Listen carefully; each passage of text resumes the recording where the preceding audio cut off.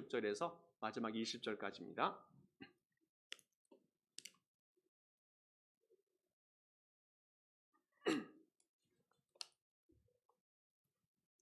마태복음 28장 16절에서 20절까지입니다. 성경책 보시고 또 스크린을 보시면서 함께 교독하시면서 말씀 보겠습니다. 16절 제가 먼저 보겠습니다. 11 제자가 갈릴리에 가서 예수께서 지시하신 산에 이르러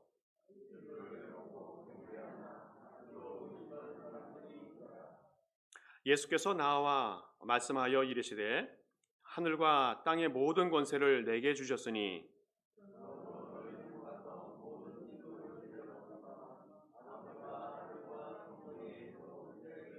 같이 읽겠습니다.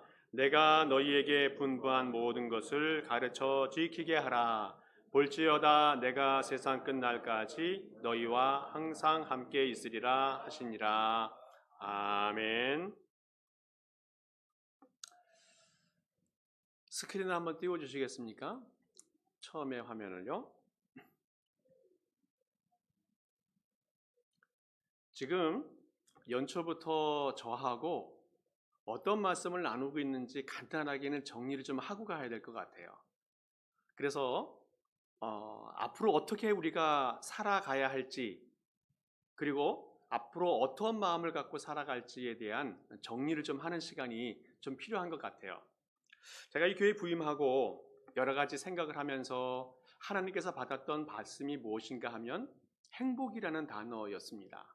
그래서 하나님께서 우리 남부 뉴저지 장로교회가 어떠한 방향으로 가면 좋을까 기도하는 과정에 하나님께서 우리 교회가 행복한 교회가 또 행복한 성도가 되었으면 좋겠다는 그런 말씀을 받게 되었습니다. 그래서 우리 교회가 행복을 누리는 것뿐만 아니라 이제는 행복을 나누는 그런 공동체가 되었으면 좋겠다는 말씀을 드리고 있습니다.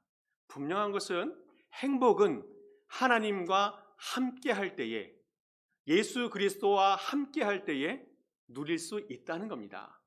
세상 어디에서도 행복을 누려보려고 해봤지만 누릴 수 있는 것이 아니었고 어떤 조건에 의해서 결정되는 것도 아니라는 말씀을 계속 드리고 있습니다. 하나님께서 이스라엘이여 너는 행복한 사람이다 라고 선포해 주셨던 것처럼 우리를 가장 잘 아시고 또 우리를 가장 잘 창조해 주셨던 하나님의 품 안에 거할 때에 행복할 수 있다고 말씀드립니다. 그리고 하나님의 아들 예수 그리스도와 함께 살아갈 때에 행복하다는 것을 알 수 있게 되어집니다. 그래서 먼저 우리는 행복을 알아야 되는데 어떻게 알 수 있는가 하면 예배 드릴 때 알 수 있다는 거예요. 예배는 하나님을 만나고 예수 그리스도의 이름을 높이는 것이 예배인데 예배를 한 번, 두 번 경험하면서 행복이 무엇인지를 알아가게 되어진다는 겁니다. 그걸 어떻게 알 수 있어요? 예배를 드리면서 예배 드리는 사람의 얼굴 표정이 변하는 것을 보면 알 수 있습니다. 얼굴이 밝아지고 삶이 변화되어지고 기쁨으로 감사함으로 넘치는 것을 보게 되어지면 예배가 바로 하나님 만남을 통해서 행복을 알 수 있는 기준이 된다라고 알 수 있습니다. 그런데 거기서 끝나면 안 된다는 겁니다. 행복을 또한 훈련해야 되는데 어떻게 훈련해야 되는가 하면 말씀을 배움을 통해서 행복한 삶이 무엇인지를 알아가야 되고 또 그것을 계속 배워가야 된다는 겁니다. 뿐만 아니라 구역 사역을 통해서 성도들을 섬기고 또 행복한 삶을 계속 훈련해 가야 된다는 겁니다. 그리고 교회 봉사를 통해서 행복한 삶을 계속 훈련해 가는 과정이 있어야 행복이 계속 유지가 될 수 있다는 겁니다. 자, 그리고 세 번째 마지막으로는 거기서 끝나는 것이 아니라 행복을 알았다면, 누렸다면 이제는 행복을 나누는 사람이 되어야 한다는 겁니다. 바로 전도해야 된다는 겁니다. 가까운 곳에서부터 먼 곳에 이르기까지 그리고 복음이 필요한 어떠한 곳이든지 행복과 복음을 나누는 그런 사람이 되어져야 됩니다. 가까운 곳에 복음을 전하는 사람을 전도하는 사람, 또 먼 곳에 가서 복음을 전하는 사람을 선교하는 사람이다라고 말할 수 있습니다. 이 세상 모든 사람이 행복한 사람이 될 수 있도록 우리는 끝까지 복음을 전하는 것, 바로 그것이 우리의 성도들과 교회의 사명이라는 것을 알게 되어집니다. 교회는 하나님이 주신 그 행복을 알고 훈련하는 그런 기관으로 하나님이 세우셨습니다. 그래서 하나님이 처음부터 온 세상에 복음을 증거할 수 있는 기회를 허락해 주었고 그것을 충실하게 이제까지 감당해 오고 있다는 겁니다. 교회가 처음부터 지금까지 앞으로도 계속 이 복음 사역을 통해서 행복을 선포하면서 살아가게 되어지는데 처음에 오순절을 통해서 얼마나 큰 역사가 나타났습니까? 성령께서 임하시면서 교회가 부흥하며 성장하는 계기가 되었습니다. 처음에는 예수님과 함께 12제자가 모여서 예배도 드리고 또 함께 사역을 했어요. 또 예수님의 부활 이후에는 500명으로 늘어나게 되어졌습니다. 그런데 아직까지도 한 지역에만 또 한 교회로만 머물러 있는 그런 단계였습니다. 그런데 성령의 강림함을 통해서 성령의 오순절 성령 강림함을 통해서 베드로의 설교를 통해서 5,000명이 예수를 믿고 또 3,000명이 예수를 믿으면서 교회가 정말로 큰 교회로 자라가게 되어졌어요. 좀 더 크고 좀 더 웅장한 교회로 되어졌습니다. 그래도 아직까지는 한 지역에만 머물러 있는 그 교회에 불과했습니다. 자, 그런데 오순절 절기를 통해서 예수님을 믿는 사람들이 늘어났는데 어떻게 늘어났는가 하면 세계 각지에서 복음을 명제를 지키기 위해서 유대인들이 예루살렘에 왔다가 베드로의 설교를 듣고 은혜를 받고 감동을 받고 변화된 후에 각 지역으로 다시 돌아갔어요. 그리고 그 지역에 다시 교회를 세우게 되어지는데 수많은 교회가 예루살렘 이외에 타 지역에 교회가 세워지게 되어집니다. 그 대표적인 교회가 로마 교회가 되어져요. 뿐만 아니라 수많은 교회들이 세워지게 되어집니다. 또 바나바와 바울을 통해서 복음 전도자로 세워져서 수많은 교회가 세워지게 되어지는데 안디옥 교회가 그런 대표적인 교회입니다. 그리고 소아시아와 유럽 전체가 다 교회로 세워지게 되어집니다. 그리고 313년에 콘스탄틴 황제가 기독교를 인정하면서 이제는 교회가 지하에 있다가 지상으로 올라오게 되어지고 또 그 황제가 각 지역들마다 교회를 세워주고 건축할 수 있는 기회를 허락해 주어서 교회가 엄청나게 부흥하게 되어집니다. 그리고 그 이후에 1000년 동안 교회가 유럽을 지배하면서 또 복음을 전하면서 많은 사람들에게 큰 영향력을 미치는 세월을 보게 되어져요. 1000년 동안 교회가 온 세상을 지배하는 시대가 되어졌는데 그 시대를 중세시대라고 합니다. 그런데 안타까운 것은 많은 사람들이 교회를 다니고는 있지만 그 신앙은 진짜 신앙은 아니었다라는 겁니다. 뭔가 자발적인 신앙을 가지고 있어야 되고 형식적인 의무적인 신앙으로만 머물러 있었기 때문에 그렇다는 겁니다. 태어나면서부터 교회는 다녔는데 습관적으로 예배를 드렸어요. 전통적인 신앙생활을 했습니다. 나 스스로가 한 것이 아니라 습관처럼 교회를 갔고 습관처럼 예배를 드리고 습관처럼 신앙생활을 하고 있었다는 거예요. 진짜 신앙이 아니었다는 겁니다. 종교개혁 이후에 교회가 진짜 새로워지게 되어지면서 진짜 신앙생활을 하기 시작했어요. 습관이 아니라 오직 믿음을 가지고 신앙생활을 했고 전통이 아니라 하나님 말씀을 읽으면서 신앙생활하게 되어졌고 율법이 아니라 하나님의 은혜로 신앙생활을 새롭게 하기 시작했다는 겁니다. 이제 이 교회는 생명력 있는 신앙이 되어졌어요. 나 스스로가 하나님을 믿게 되어졌고 체험을 하는 신앙이 되어졌고 고난 가운데서도 그 고난을 극복할 수 있는 생명력 있는 신앙으로 변화가 되어졌어요. 또 그 신앙이 어떻게 변화됐는가 하면 사회를 변화시키는 신앙이 되었어요. 어려운 사람들을 찾아가면서 그 사람들에게 도움을 주는 그런 교회가 되었어요. 고아원을 세우고 양로원을 세우고 학교와 병원들을 세우며 사회에 좋은 영향력을 미치는 그런 교회로 생명력 있는 교회로 변화되어졌어요. 뿐만 아니라 가장 중요한 것은 교회가 복음을 전하는 진짜로 전도하는 선교하는 교회가 되어졌다는 겁니다. 18세기, 19세기, 20세기를 지나가면서 영국과 미국을 통해서 큰 부흥과 영적인 각성 운동이 벌어지게 되어지는데 그 일을 통해서 진짜 신앙인들이 나타나게 되어졌다는 거예요. 특별히 미국 동부 지역의 대학생들을 통해서 복음이 전해질 때에 큰 영적인 각성이 일어나게 되어져요. 19세기 무디 부흥 운동을 통해서 형식적인 신앙인들, 술 주정뱅이들, 회의론자들, 탕자들, 대학생들, 또 상인들, 부자와 가난한 사람들, 사회 각층에 있는 모든 사람들이 주님께로 돌아오는 역사가 있게 되어졌어요. 그런데 중요한 것은 그때 돌아온 것으로 끝나는 것이 아니라 은혜 받은 사람들이 은혜 받은 것으로 끝나지 아니하고 무엇인가 하나님을 위해서 봉사하는 삶을 살게 되어지는데 바로 그것이 선교하는 삶이었다는 거예요.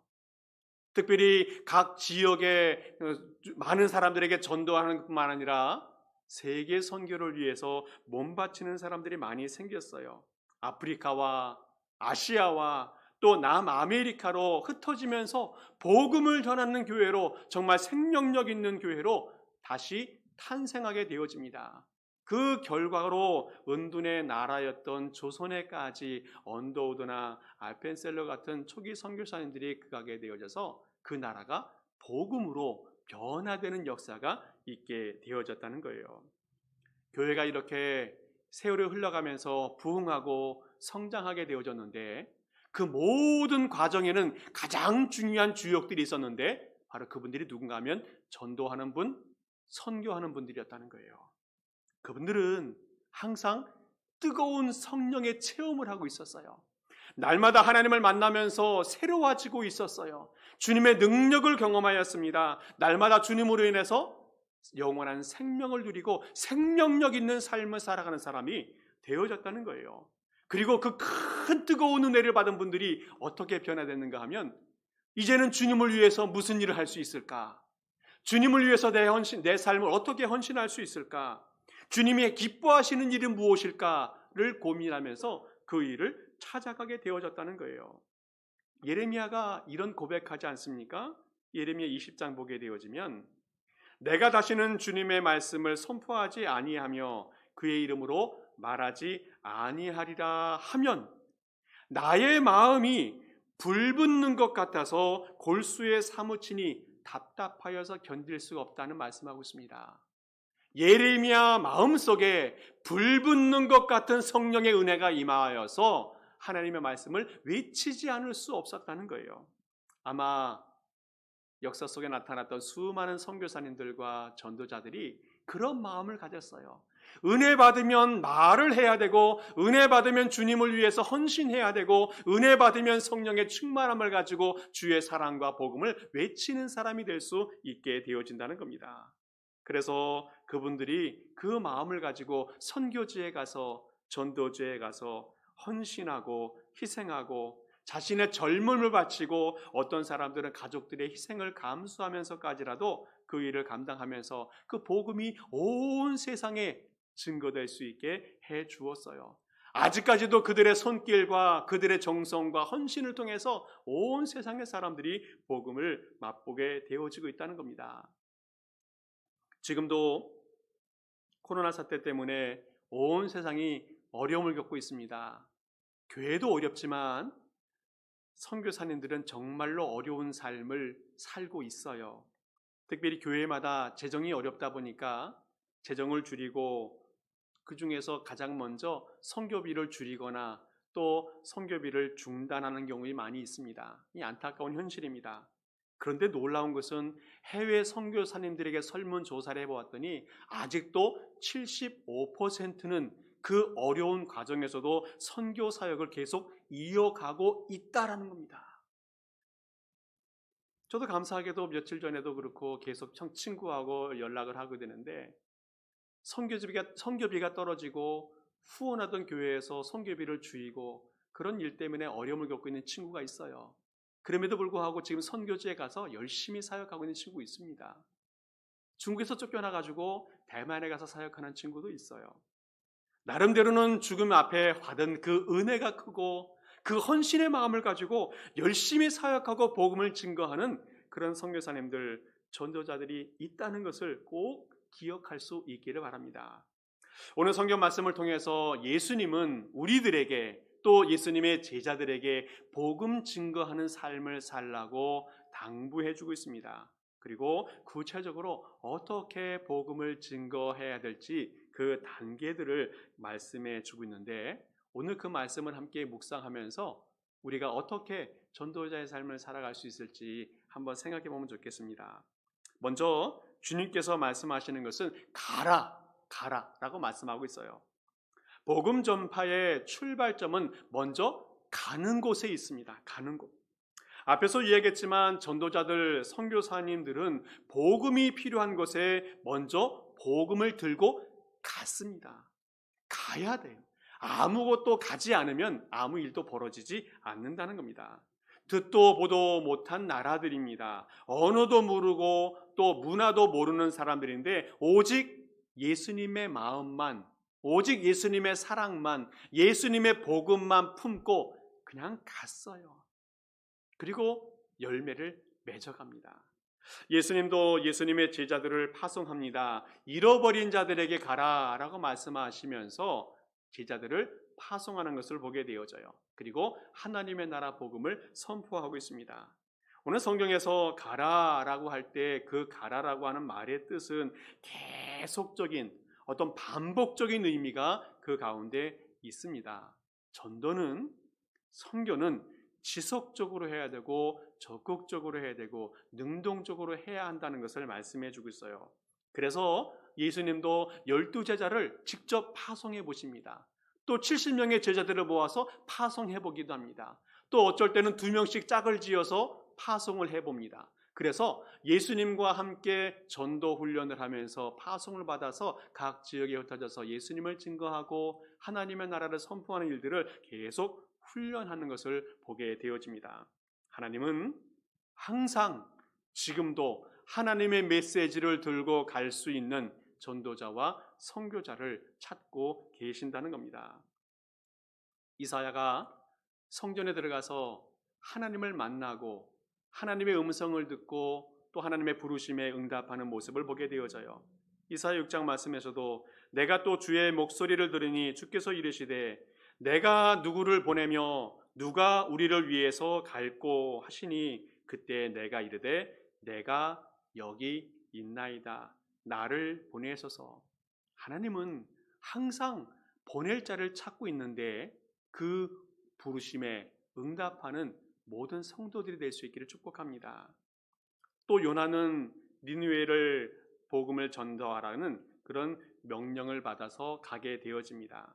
또 요나서 1장 말씀에서도 여호와의 말씀이 아미떼의 아들 요나에게 임하니라 이르시되 너는 일어나 저 큰 성읍 니느웨로 가서 그것을 향하여 외치라. 그 악독이 내 앞에 상달하였음이니라 하시니라. 이 말씀을 듣고 니느웨가 모든 백성들이 또 왕이 다 회개하고 그 하나님의 심판을 면하는 결과를 얻게 되어집니다. 복음 전파의 가장 첫 단계는 가는 것입니다. 그런데 가장 큰 문제는 가는 게 제일 어렵다는 거예요. 가면 되는데 가는 게 어렵다는 거예요. 오늘 요나의 말씀을 드렸는데 요나도 처음부터 하나님의 명령을 순종할 수 있었던 사람은 아니었습니다. 뭔가 마음에 꺼림칙한 것이 있어서 그 명령을 불순종했던 사람이 이 요나였어요. 그 이유가 뭡니까? 니느웨가 싫은 거예요. 니느웨가 어떤 나라입니까? 아수르의 수도예요. 그 나라가 어떤 나라입니까? 북쪽 이스라엘, 우리 형제 같은 북쪽 이스라엘 나라를 멸망시킨 나라가 아수르인데 그 아수르의 수도가 니느웨예요. 원수 같은 나라이고 구원받는 것이 부담스러운 나라이고 오히려 아예 멸망받았으면 좋겠다는 마음이 이 요나에게 있었는데 그 나라에 가서 그 수도에 가서 복음을 전하고 그들이 회개해서 구원받게 하라는 것, 요나가 용납할 수가 없었다는 겁니다. 예레미야는 어때요? 예레미야도 하나님의 말씀을 받았는데 가기 싫었어요. 내적인 갈등이 많이 있었습니까? 왜 그렇습니까? 내 민족, 내 동족에게 가서 외쳐야 되는 말씀이 무엇인가 하면 바벨론이 침범해 오니까 바벨론에게 항복해라, 이 말이에요.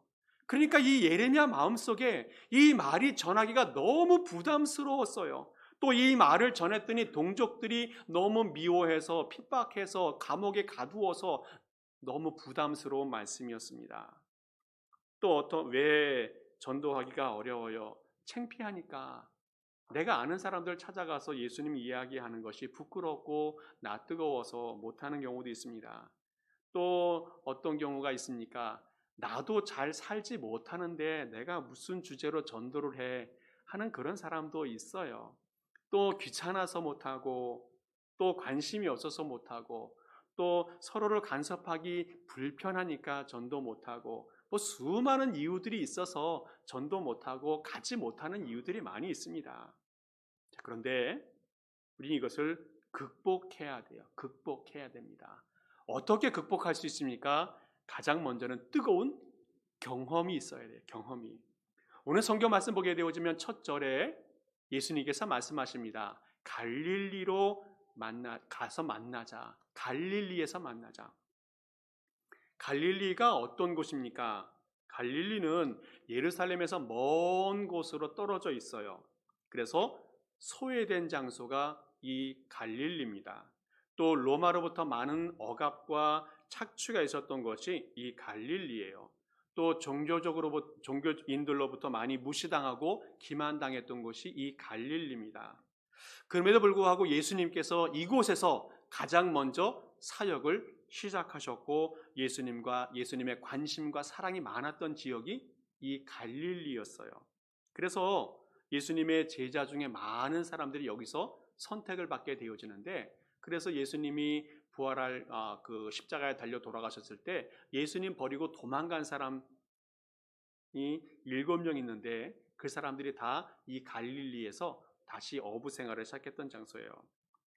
예수님이 오늘 갈릴리에서 만나자라고 말씀하신 것은 갈릴리에서 말씀을 전하고 또 갈릴리에서 기적을 일으키고 갈릴리에서 함께 살았던 하나님 예수님의 그 애정과 예수님의 사랑이 머물러 있었던 곳, 그곳에서 만나자는 거예요. 그래서 예수님의 그 사랑을, 그 추억을 다시 되돌려 주면서 첫사랑을 회복하자는 겁니다.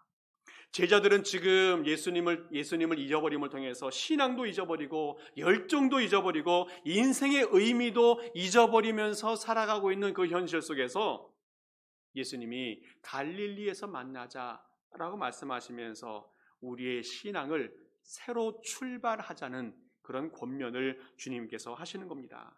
갈릴리로 돌아가자. 다시 예수님을 만나자. 다시 능력의 예수님을 경험하게 되어야 된다 말씀하고 있습니다. 계시록에서도 이런 말씀을 하고 있는데 에베소 교회를 향해서 책망도 하지만 책망에 대한 해결책을 말씀해 주고 있어요. 그러나 너를 책망할 것이 있으니 너는 처음 사랑을 버렸느니라. 어떻게 해야 됩니까? 그러므로 어디서 떨어졌는지를 생각하고 회개하여 처음 행위를 가지라. 어디에서 떨어졌는지를 알고 그곳에 다시 돌아가서 회복할 것을 말씀해 주고 있어요. 주님의 사명을 감당하기 위해서 가장 먼저 우리가 해야 될 일은 우리의 첫사랑을 회복해야 한다는 겁니다. 뜨거운 사랑을 다시 한번 되살려내야 한다는 겁니다.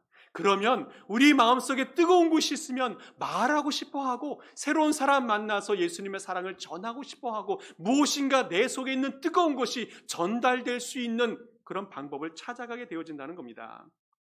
근데 보면 보통 전도를 잘하는 사람들을 보면 이 초신자들이 잘하는 것을 보게 되어져요.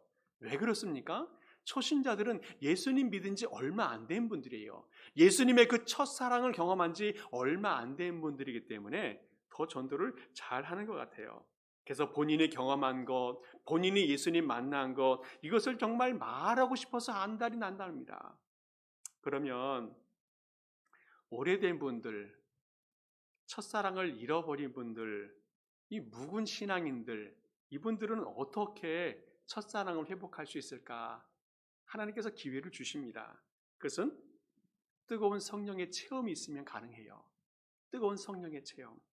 오늘 주님께서도 말씀하십니다. 부활하신 예수님을 만났던 제자들이, 성도들이 아직까지도 그 마음속에 의심의 마음이 있었다라고 말하고 있어요. 의심의 마음이. 아직도 예수님을 만났는데, 부활하신 예수님을 만났음에도 불구하고 아직 그 마음속에 의심이 사라지지 않는 제자들의 모습을 보게 되어집니다. 그때 주님께서 말씀하세요. 하늘과 땅의 권세를 너에게 주겠다. 하늘과 땅의 권세를 너에게 주겠다. 전도는요, 내 힘으로 하는 것이 아니라 하나님의 능력과 하나님의 권세로 하는 것이기 때문에 그래요. 하나님께서 하늘의 권세와 땅의 권세를 주겠다 말씀하셨는데, 창조주 하나님의 절대적인 권세를 주겠다는 겁니다. 실질적으로 병자가 치료되어지고, 또 기적이 일어나고, 방언의 은사가 나타나고, 무엇이든지 사람이 변화되는 역사를 하나님께서 만들어 주시겠다는 겁니다. 그 사건이 바로 오순절 사건이에요.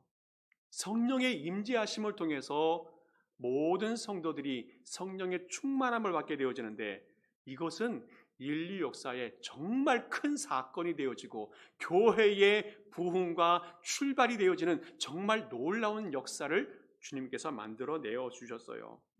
성령이 충만하면 두려움이 사라집니다. 성령이 충만하면 부끄러움이 사라집니다. 성령이 충만하면 내 자신을 이겨나갈 수 있습니다. 그리고 복음을 들고 세상을 향해서 나아갈 수 있게 되어진다는 거예요. 오늘 우리가 복음을 전하고 예수님을 전하는 것에 방해가 되는 것이 무엇이 있습니까? 첫사랑을 회복하면 극복할 수 있습니다. 성령이 충만하면 극복할 수 있습니다. 정말로 수많은 사람들에게 복음을 증거할 수 있는 힘이 그 안에 생기게 되어진다는 거예요. 지금도 복음이 필요한 것이 정말로 많이 있는데, 성경 말씀 속에서도 피조물이 탄식하면서 하나님의 아들들을 기다리고 있다는 말씀을 로마서에서 하고 있어요. 지금도 수많은 죽어가는 영혼들이 하나님의 아들들, 하나님의 자녀들을 기다리면서 복음을 받기를 기다리고 있다고 말씀하고 있습니다.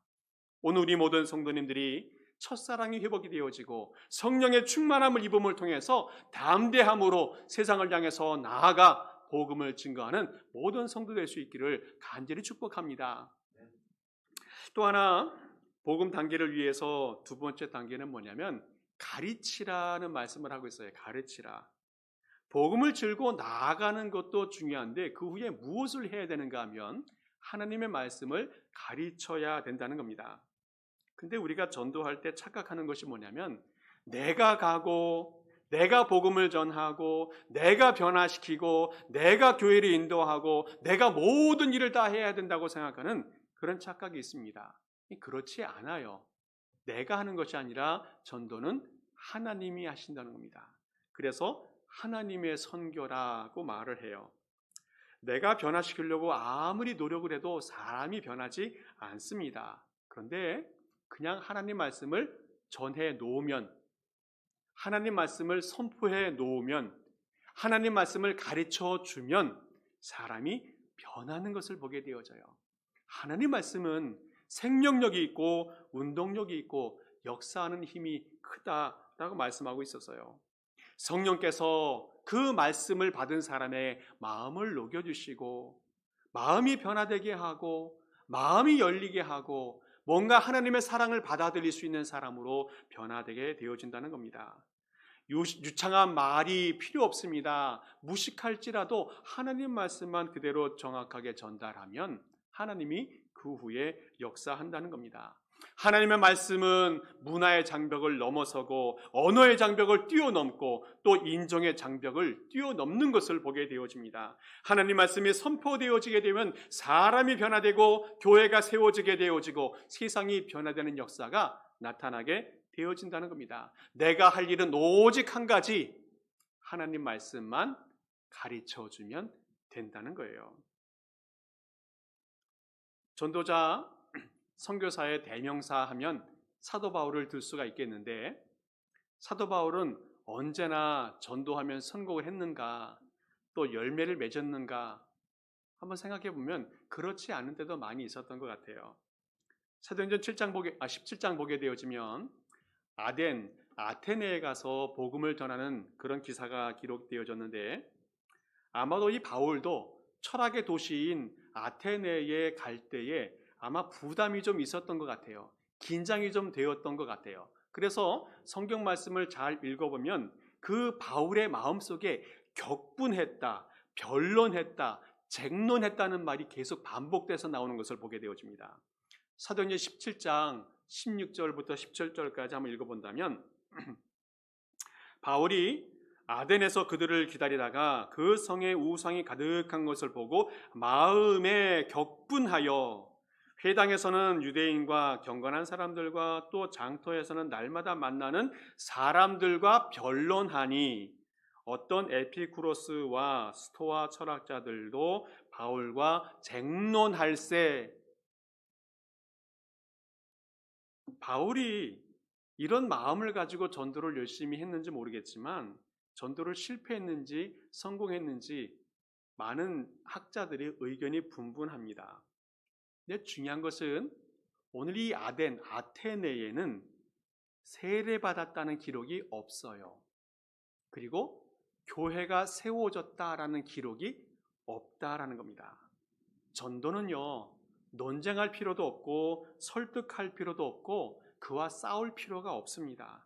그냥 하나님 말씀만 선포하면 끝이에요. 그가 받아들이든 받아들이지 않든 그것은 내 책임이 아니라 하나님의 역사 가운데 나타나는 열매가 되어진다는 겁니다. 그래서 우리는 빌립의 전도 같은 방법들을 필요로 해요. 빌립이 전도할 때 어떻게 했습니까? 와 보라. 너무 쉽지 않습니까? 와 보라. 빌립이 받은 은혜가 있었고 또 하나님의 말씀의 은혜가 있었기 때문에 직접 와서 보고 판단하라 라고 말씀하고 있어요. 정말 효율적인 전도 방법이 아닌지 모르겠습니다. 여러분들도 뭔가 할 말이 없고 정말 답답하고 정말 마음이 닫혀있고 그럴 때는 할 말 없으면 빌립처럼 와 봐라 라고 말할 수 있으면 그것도 전도로서 충분하다는 겁니다. 그러면 무엇을 가르쳐야 되는가? 최소한의 하나님 말씀은 좀 알았으면 좋겠어요. 최소한의 하나님 말씀은 알아야 뭔가를 가르쳐 주는데, 빌립처럼 와 봐라 뭐 할 수도 있겠습니다. 그런데 뭔가 조금이라도 좀 가르쳐 주는 기회가 있으면 좋겠어요. 그래서 이제 봄부터 성경 공부 시작할 건데 그때 여러분들 참여해서 최소한의 것들은 좀 배웠으면 좋겠습니다. 여러분들에게 지금 가장 간단한 복음의 메시지를 알려드릴게요. 이 사형리라는 것이 있는데 4가지 영적인 진리가 있습니다. 첫째, 하나님의 사랑. 하나님은 여러분을 사랑하십니다. 둘째, 그런데 사람은 죄를 지어서 죄 때문에 죽음의 운명에 처했습니다. 셋째, 그래서 예수님이 이 땅에 오셨습니다. 예수님을 믿기만 하면 됩니다. 넷째, 예수님을 믿으면 영생을 얻습니다. 구원을 받습니다. 너무 쉽지 않습니까? 이것만 알고 있으면 돼요. 여기에다가 중간에 살 붙이고 뼈 붙이고 그러면서 복음이 만들어지는 거거든요. 그래서 전도 폭발 훈련을 할 때에도 복음을 메시지를 전할 때 1분 메시지, 3분 메시지, 16분 메시지 다 있는데 가장 핵심은 이거예요. 그래서 우리가 가장 기본 진리를 머릿속에 가지고 있다가 필요한 사람에게 가르쳐 주면 돼요. 말씀을 가르쳐야 돼요. 또 무엇을 가르칩니까? 내가 만난 예수님에 대한 이야기를 간증으로 해주면 돼요. 내가 만난 예수님, 나에게 은혜를 베풀어 주셔서 나의 삶을 변화시켜 주신 예수님, 그 예수님의 이야기를 해주는 그것이 복음의 메시지를 전달하는 중요한 수단이 되어집니다. 또 매일매일마다 하나님 말씀을 묵상하고 또 기도하면서 처음 했던 하나님의 그 이야기들, 이것들을 해주는 것이에요. 그래서 만나는 사람들마다 하나님의 이야기를 해주고 예수님의 이야기를 하면서 그 사람들에게 복음의 메시지를 전달하면 됩니다. 근데 더 어려운 것들도 있어요. 더 힘든 것도 있어요. 자꾸 어떤 사람이 질문을 해요. 그러면 한마디만 하면 됩니다. 우리 교회 가서 목사님에게 물어봐 라고 말하면 돼요. 어려운 거는 여러분들이 해결이 안 되면 그냥 교회에 맡기면 돼요. 거기까지 내가 할 수 있는 데까지 하면 됩니다. 그리고 우리는 우리의 삶 속에서 무언의 메시지로 복음을 전할 수 있어요. 내가 말씀대로 살아가고 하나님의 은혜로 살아가고 그 살아가는 삶의 모습이 바로 무언의 메시지가 되어서 많은 사람들에게 좋은 영향력을 미치게 되어진다는 겁니다. 세계 종교가 많이 있는데 그 종교 중에서 아직까지도 감사하게도 기독교가 제일 퍼센테이지가 많아요. 32% 정도 되어지고, 두 번째 많은 종교가 이제 이슬람, 무슬림 종교인데 26%가 되어집니다. 근데 안타까운 것은 이 무슬림, 이슬람 종교가 점점 성장해 오면서 이제 2050년 정도 되면 비슷해지든지 뭐 순위가 뒤집어지든지 뭐 이럴 거라는 그런 전망들이 나와요. 이슬람이 정말 출산율이 너무 많아요. 출산율이. 여러분 아시겠지만 아이들을 그 가정에서 뭐 5, 6, 7 낳는 거는 그건 뭐 기본인 것처럼 돼서 출산율이 많아서 점점 성장할 수 있는 기반이 되어졌어요. 또 하나 이슬람은 결혼하고 또 이민을 많이 가면서 교세를 많이 확장하고 또 주변 사람들에게 영향력을 미치면서 계속 성장해 가고 있는 것을 보게 되어집니다. 한국의 현실도 비슷해요. 아직까지도 기독교가 여러 가지 어려움이 있지만 32% 정도의 비율을 갖고 있습니다. 그런데 안타까운 것은 미래의 전망을 어둡게 하는 결과가 나오는데 그것이 바로 뭐냐면 호감도가 떨어지고 있다는 거예요. 호감도가 떨어지고 있다. 그동안 교회가 얼마나 나쁜 모습을 보였는지 그 결과로 교회에 대한, 믿는 사람들에 대한 호감도가 많이 떨어지고 있다는 겁니다. 통계를 찾아봐도 교회가 사실상 사회봉사라든지 또 기부금이라든지 이런 것들은 다른 어떤 종교에 비해서 우월하게 올등하게 많이 하고 있어요. 그런데 뉴스에 나오고 있는 몇몇 사건들, 부정들, 비리들, 또 교회 이미지, 이런 것들이 교회 이미지를 실추시켜서 많은 호감도가 떨어지게 되어졌다는 겁니다. 아직도 종교를 갖고 있지 않은 그런 사람들이 50%가 넘어요. 그런데 안타깝게도 이분들에게 전도하기 위해서 호감도가 떨어진다는 것은 정말 악영향이라는 겁니다. 오늘 우리가 그리스도인으로서 바르게 살아가야 한다는 이유가 여기에 있습니다. 나한 사람이 어떤 영향을 미치는가에 따라서 전도가 될 수도 있고 안 될 수도 있다는 것을 꼭 기억하면서 내가 이 세상에서 정말 바르게 살아가고 좋은 영향력을 미치면서 살아가야 한다는 이유가 여기에 있다는 겁니다. 예수님의 말씀을 배우고 예수님의 성품을 품고 예수님을 닮아가는 삶을 살아가는 것이 왜 중요한지를 계속 우리에게 보여주고 있어요. 그래서 다음 주부터는 예수님의 말씀을 통해서 예수님이 어떤 분인지, 예수님이 우리에게 어떤 말씀을 제공해 주시는지를 좀 배워보려고 해요. 그래서 날마다 예수님의 말씀을 배우고 익히고 따라가고, 그래서 우리 모든 성도님들이 예수님처럼 되었으면 좋겠다 싶습니다. 그래서 여러분 모든 성도님들이 하나님의 말씀을 가르치고 또 몸으로 하나님의 말씀을 보여주는 그런 성도가 될 수 있기를 축복합니다.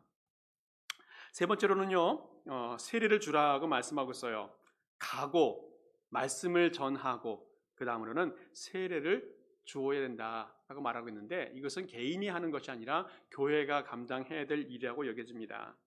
빌립보서 사도행전 8장에 보아도 빌립이 성령의 인도하심을 받으면서 에디오피아 여왕의 내시를 만나지 않습니까? 그때 이디오피아 내시가 성경 말씀을 읽고 있었는데 그 말씀을 읽는 것이 이해가 안 됐지만 이 빌립을 통해서 해석을 받게 되어지고 그 내시가 결단하게 되어져요. 그리고 입을 열어서 이렇게 말하지 않습니까? 빌립이 입을 열어 그 글에서 시작하여 예수를 가르쳐 복음을 전하니 길 가다가 물 있는 곳에 이르러 그 내시가 말하되 보라 물이 있으니 내가 세례를 받음에 무슨 꺼리낌이 있느냐. 예수님은 세례를 주지 않았습니다. 그러나 예수님의 제자들은 가는 곳곳마다 복음을 전하면서 예수님 세례를 베풀고 또 예수님 믿는 사람들을 만들어 갔어요. 세례라고 하는 것은 예수님을 믿는 사람들이 하나님의 자녀가 되었음을 공식적으로 인증하는 과정이 이 세례식인데, 세례식 마지막 순간에 선포가 있습니다. 선포. 삼위 하나님의 이름으로 이 사람은 이 교회의 하나님의 자녀가 되었습니다 라고 선포하는 건데, 이게 너무너무 중요한 순간이라는 거예요. 이 선포는 교회 앞에 선포하기도 하지만 세상 앞에 선포하는 것도 되어지고 또 사단 앞에도 선포하게 되어집니다. 그래서 이 사람은 이제 하나님의 사람이 되었으니 어느 누구도 건드리지 못한다는 영적인 권세와 선포가 그 가운데 포함되어져 있다는 거예요. 그래서 그 전까지는 악한 세력들이 이 사람을 휘둘렀는지 모르겠지만 이제부터는 하나님의 자녀이니 어느 누구도 건드리지 못한다는 선포가 그 가운데 포함되어져 있다는 거예요. 마가복음 5장 보게 되어지면 예수님께서 거라사 지방에 가서 군대에 귀신 걸린 사람을 치료하는 사건이 있었습니다. 그 사람은 무덤가에 머물면서 밤낮 소리 지르고 또 자기 몸을 해치고 또 다른 사람을 위협하는 그런 상태였어요. 그런데 그 사람에게 더러운 귀신을 쫓아내 주었어요. 어떻게 되었습니까? 옷을 입고 정신이 온전하여졌다라고 말하고 있습니다. 무슨 말씀을 하고 있는 겁니까? 그 전에는 귀신에 들려서 귀신의 권세에 휘둘렸던 사람이었는데 예수님의 말씀을 통해서 그 사람이 온전해졌다는 거예요. 온전해졌다. 이 사람은 세례받은 사람은 아니었지만 세례와 동일한 역할을 주님께서 해 주었어요. 말씀이 선포되어지면서 그 사람은 하나님의 사람이 되었을 때에 어떤 악한 권세들도 그 사람을 침범하지 못하는 사람이 되어졌다는 겁니다. 마지막 단계, 이제는 제자를 삼으라고 말씀하고 있습니다. 궁극적으로 복음을 전파하는 목적은 뭐냐면 모든 사람이 제자가 되는 거예요. 다시 복음을 증거하는 사람이 될 수 있도록 그 사람을 성장시켜 가게 해야 된다는 말씀을 하고 있는 겁니다. 오늘 주님께서 제자를 만드시고 그 제자가 또 제자를 만들고 또 그 제자가 또 제자를 만들어서 복음을 증거하면서 오늘 우리에게까지 왔어요. 그래서 오늘도 우리는 예수님을 믿은 사람이 되었다면 제자가 되어서 예수님을 생각하고 예수님의 말을 하고 또 예수님처럼 사역하는 사람이 되어져야 되는데, 종종 보면 나는 못합니다, 나는 부족합니다, 나는 능력이 없습니다 라고 말하는 분들이 있어요. 이런 사람들을 위해서 우리 주님께서 미리 말씀을 선포해 주셨습니다. 예수님이 제자들과 믿는 자들에게 능력의 말씀을 선포해 주었어요. 요한복음 14장 말씀 보게 되어지면 내가 진실로 진실로 너희에게 이르노니 나를 믿는 자는 내가 하는 이 일도 그가 할 것이요 또한 그보다 더 큰 일을 할 것이다 라고 말씀하고 있어요. 예수님이 했던 일들보다 더 큰 일을 할 수 있다고 우리 주님께서 말씀해 주고 있습니다. 또 오늘 본문 말씀 속에서도 마지막 절에 볼지어다 내가 세상 끝날까지 너희와 항상 함께 있으리라 말씀해 주고 있습니다. 주님이 함께 하신다는 겁니다. 어디를 가든지 주님께서 역사하시게 붙들어 주겠다 말씀하고 있습니다. 영어로 한번 볼까요? 주님께서 함께 하신다는 말씀이 이런 의미예요. I will be with you. 내가 앞으로, 지금은 모르겠지만 앞으로 너희와 함께 하겠다고 말한 것이 아니라 I am with you always. 지금부터 영원까지 항상 하나님께서 우리와 함께 하겠다 약속해 주었습니다. 오늘 우리는 이 말씀을 붙들기 때문에 살아갈 수 있고 어떠한 사역을 하든 간에 이 말씀을 붙들기 때문에 담대하게 나아갈 수 있게 되어진다는 겁니다. 말씀을 정리합니다. 여러분 주부에 보면 이 전도 카드 하나 들어있죠. 전도 카드. VIP는 Very Important Person 이라고 해서 우리가 중요하게 생각하는 사람을 전도 대상자로 생각해서 이제 선정하자는 겁니다. 거기 보면 가족 가운데 아직 예수님 믿지 않는 사람들, 친구 중에서, 직장 동료나 동네 사람 중에서 아직도 예수님 믿지 않는 사람들이 있는 것을 한번 생각해 보시고 이름을 한번 기록해 보시고 제출해 주시면 그 중간에 자르는 선이 있는데 잘라서 주시면 이것을 놓고 함께 먼저 기도하자는 겁니다. 기도하자. 기도하면 역사가 나타납니다. 기도하면 하나님의 무엇인가 사건을 만들어 주십니다.